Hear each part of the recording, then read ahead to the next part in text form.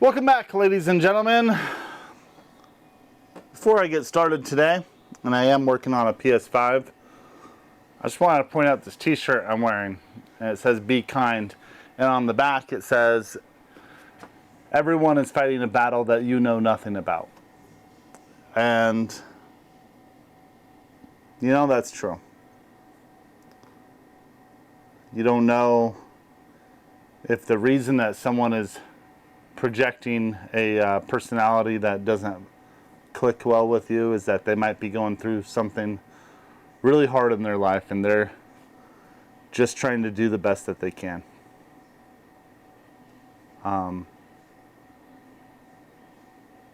That's definitely true for people at times.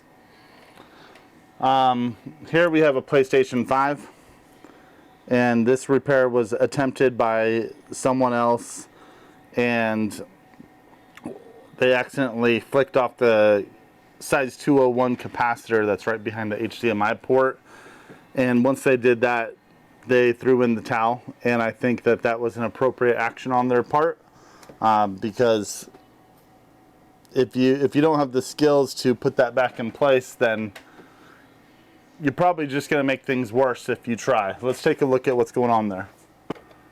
So what we're looking at here is this capacitor, which isn't soldered onto anything currently, and it goes right there. This shouldn't be a big deal to put back on. What we're going to do is I'm just going to kind of line it up there and put heat underneath the board and let it solder back into place. While the heat is going, we are going to put some flux. Flux helps with the flow of solder, and it's going to allow that capacitor to position nicely. The person who was working on this told me that they accidentally bumped that capacitor with the flux needle.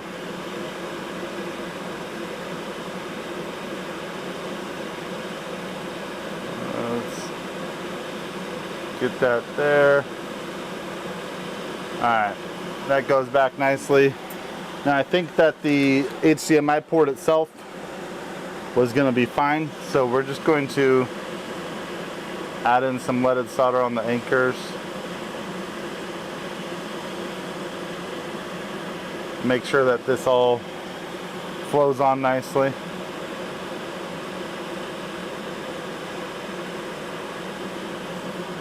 And I'm going to put a little bit more flux down because I really want the pins to make an attachment to the board, and I want the solder to flow nicely on the legs. And right about there should be good. I'm going to remove my heat.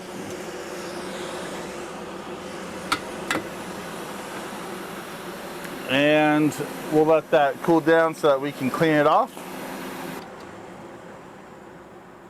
And I like to just use a brush and throw some 99% IPA down and scrub all that around. The first brush will get a bunch of flux in it, so then I'll grab another brush. These are cheap disposable brushes. They're like paint brushes that you would buy for a kid.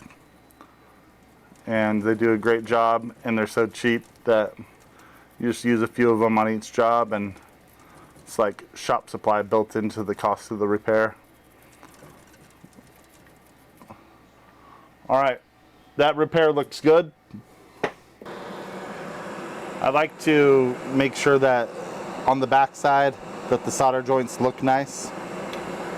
So I want to take my large soldering iron, put some flux in, and just kind of like push some heat into there.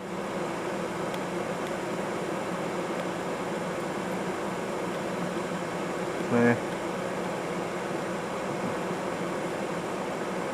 And it's okay if they don't look perfect, as long as they're doing their job properly.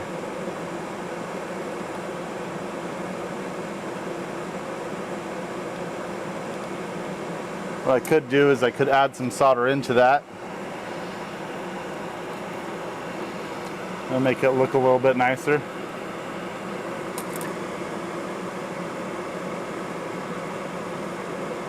I mean, why does it matter if it looks nice anyway? I'm not really sure.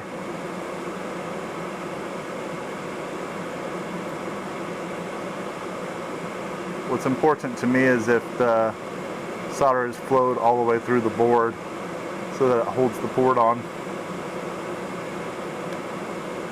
Anyway, that looks a lot better. So what I'm going to do is I'm going to get this put back together so that we can test our work. And once we know everything's working properly, we'll invoice out the customer. Okay. Just gonna plug this in, make sure it works. Now, I would say that most of the time, my HDMI cord is damaged. Alright, I need a timeout. Okay, I got a different cord. It's not as long. So, anyway, what I was saying is, most of the time, these guys haven't, when the HDMI port breaks, they, it's always stuck in this console wasn't powered down properly sort of state. But, hey, this one wasn't. Amazing. Alright, we'll put the customer's disc back in.